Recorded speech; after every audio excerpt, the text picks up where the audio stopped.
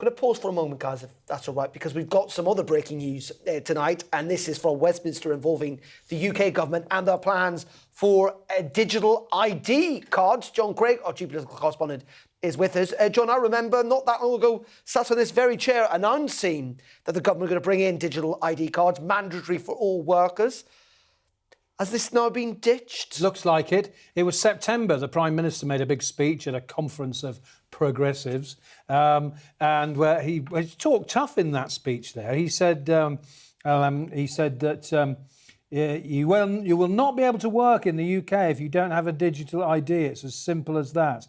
The scheme would make it tougher to work illegally in this country, making our borders more secure. Now, he was selling it as a crackdown on illegal immigration. He said that a secure border and controlled migration are reasonable demands. And he said that it'll make it tougher to work illegally, make our borders more secure. And he talked about benefits and so on.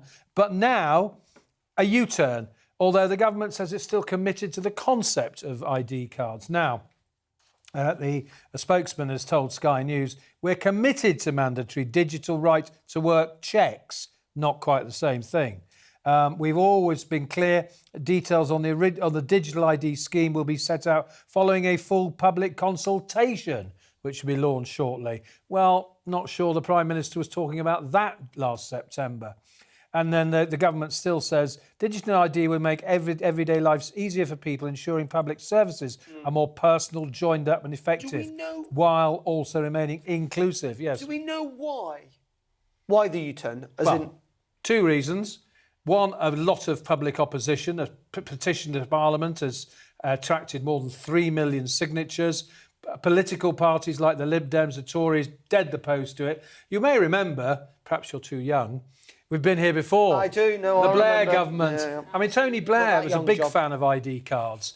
And, of course, I remember, Kwasi, you may remember this, I seem to remember David Cameron and Nick Clegg teaming up on this pre the 2010 election. And then the coalition government dumped them straight away. And there's fears, really, that the system simply won't work. It would deter older people for getting back into work, something that the government wants.